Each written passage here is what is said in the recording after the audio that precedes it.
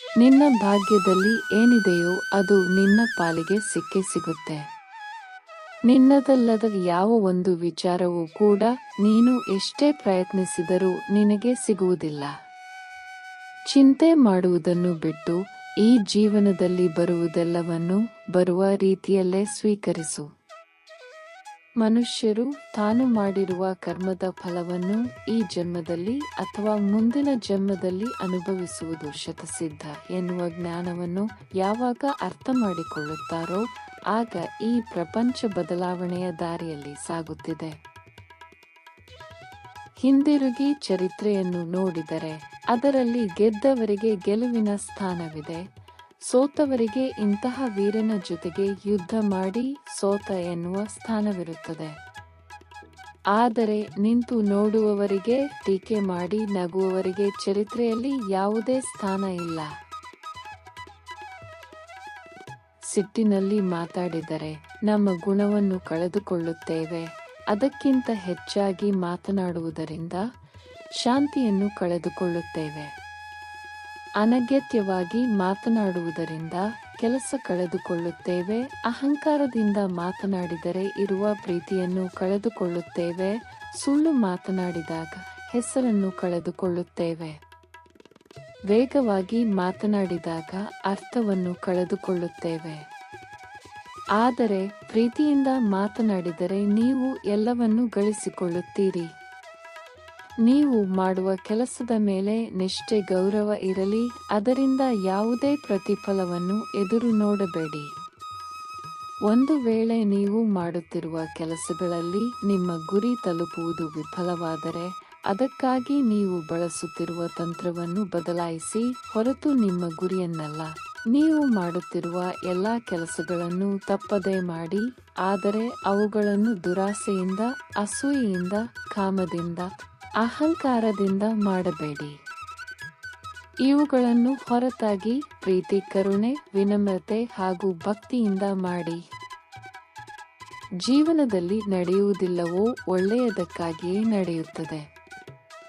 ಪ್ರಸ್ತುತ ನಿಮ್ಮ ಜೀವನದಲ್ಲಿ ಏನು ನಡೆಯುತ್ತಿದೆಯೋ ಅದೆಲ್ಲವೂ ಸಹ ಉತ್ತಮವಾದ ಕಾರಣಕ್ಕೆ ನಡೆಯುತ್ತಿದೆ. ಮುಂದಿನ ಸಮಯದಲ್ಲಿ ನಡೆಯುವುದು ಸಹ ಒಳ್ಳೆಯದಕ್ಕಾಗಿ ನಡೆಯುತ್ತದೆ. ಭವಿಷ್ಯದ ಬಗ್ಗೆ ಚಿಂತೆ ಮಾಡಬೇಡಿ. ವರ್ತಮಾನಕ್ಕಾಗಿ ಜೀವಿಸಿ. ಒಂದು ಸಾರಿ ಅರ್ಜುನನು ಭಗವಾನ್ ಶ್ರೀಕೃಷ್ಣನ ಬಳಿ ಒಂದು ಪ್ರಶ್ನೆ ಕೇಳುತ್ತಾನೆ. ಎಲ್ಲವೂ ಹಣೆಬರಹದಲ್ಲಿ ಬರೆದಿದೆ ಎನ್ನುವುದಾದರೆ ಕಷ್ಟಪಟ್ಟು ಕೆಲಸ ಮಾಡುವುದರ ಫಲವೇನು ಎಂದು ಅದಕ್ಕೆ ಉತ್ತರಿಸಿದ ಭಗವಾನ್ ಶ್ರೀಕೃಷ್ಣನು, ಒಂದು ವೇಳೆ ಪ್ರಯತ್ನ ಪಟ್ಟರೆ ಸಿಗಬಹುದು ಎಂದು ಹಣೆಬರಹದಲ್ಲಿ ಬರೆದಿದ್ದರೆ ಪ್ರಯತ್ನಂ ಸರ್ವಸಿದ್ಧಿ ಸಾಧನಂ. ಮನುಷ್ಯನ ಖಾಲಿ ಕೈಯಲ್ಲಿ ಬರುತ್ತಾನೆ, ಹಾಗೆ ಕೈಯಲ್ಲಿ ಹೋಗುತ್ತಾನೆ ಎಂದು ಎಲ್ಲರೂ ಹೇಳುತ್ತಾರೆ. ಆದರೆ ಮನುಷ್ಯನು ಬರುವಾಗ ಭಾಗ್ಯದ ಜೊತೆಗೆ ಬರುತ್ತಾನೆ ಮತ್ತು ಹೋಗುವಾಗ ಕರ್ಮದ ಫಲವನ್ನು ಕೊಂಡು ಹೋಗುತ್ತಾನೆ. ಒಂದು ಸಾರಿ ನಾರದ ಮುನಿಗಳು ಭಗವಾನ್ ಶ್ರೀಕೃಷ್ಣನ ಬಳಿ ಈ ಪ್ರಪಂಚದಲ್ಲಿ ಎಲ್ಲರೂ ಯಾಕೆ ದುಃಖದಿಂದ ಇರುತ್ತಾರೆ ಎನ್ನುವ ಪ್ರಶ್ನೆ ಕೇಳಿದರು.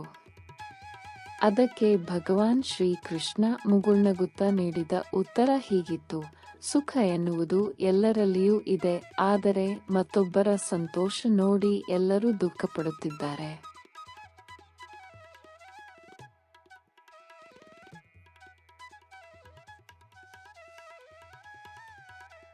ನೀ ಹೋಗುವ ದಾರಿಯನ್ನು ಬೇರೆಯವರನ್ನು ಕೇಳಿ ತಿಳಿಯಬಹುದು, ಆದರೆ ಗುರಿ ಮಾತ್ರ ನಿನ್ನದೇ ಆಗಿರಬೇಕು.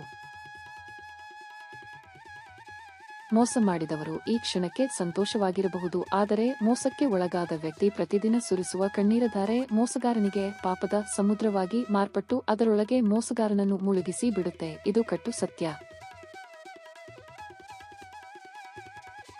ಬಾಡಿಗೆ ಕಟ್ಟುವಾಗ, ಸ್ವಂತ ಮನೆಯ ಬೆಲೆ ಹಸಿದಾಗ, ಅನ್ನದ ಬೆಲೆ, ಕೆಲಸ ಇಲ್ಲದಿರುವಾಗ, ಹಣದ ಬೆಲೆ ದೂರವಾದಾಗ ಮನುಷ್ಯನ ಬೆಲೆ ತಿಳಿಯುತ್ತೆ. ಅರ್ಜುನ ಹೇಳುತ್ತಾನೆ, ಎಲ್ಲವೂ ಹಣೆಬರಹದಲ್ಲಿ ಬರೆದಿದೆ ಎಂದ ಮೇಲೆ ಪ್ರಯತ್ನಪಟ್ಟು ಫಲವೇನು ಎಂದು ಶ್ರೀ ಭಗವಾನ್ ಕೃಷ್ಣ ಉತ್ತರಿಸುತ್ತಾನೆ, ಯಾರಿಗೆ ಗೊತ್ತು ಪ್ರಯತ್ನ ಪಟ್ಟರೆ ಸಿಗುತ್ತದೆ ಎಂದು ಹಣೆಬರಹದಲ್ಲಿ ಬರೆದಿದ್ದರೆ. ಈ ಪ್ರಪಂಚದಲ್ಲಿ ಯಾವುದು ಶಾಶ್ವತವಲ್ಲ, ಇಲ್ಲಿ ಎಲ್ಲವೂ ನಶ್ವರ.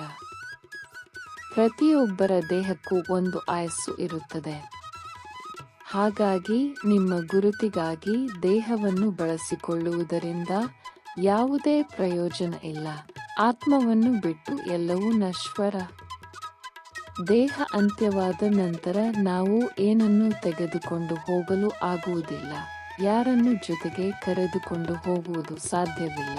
ಒಂದು ಒಳ್ಳೆಯ ಕೆಲಸಕ್ಕಾಗಿ ಪ್ರಯತ್ನ ಎನ್ನುವುದು ಹೆಚ್ಚಾದಷ್ಟು ಹಣೆಯ ಬರಹ ಸಹ ಅದರ ಎದುರು ತಲೆಬಾಗಿ ನಿಲ್ಲುತ್ತದೆ.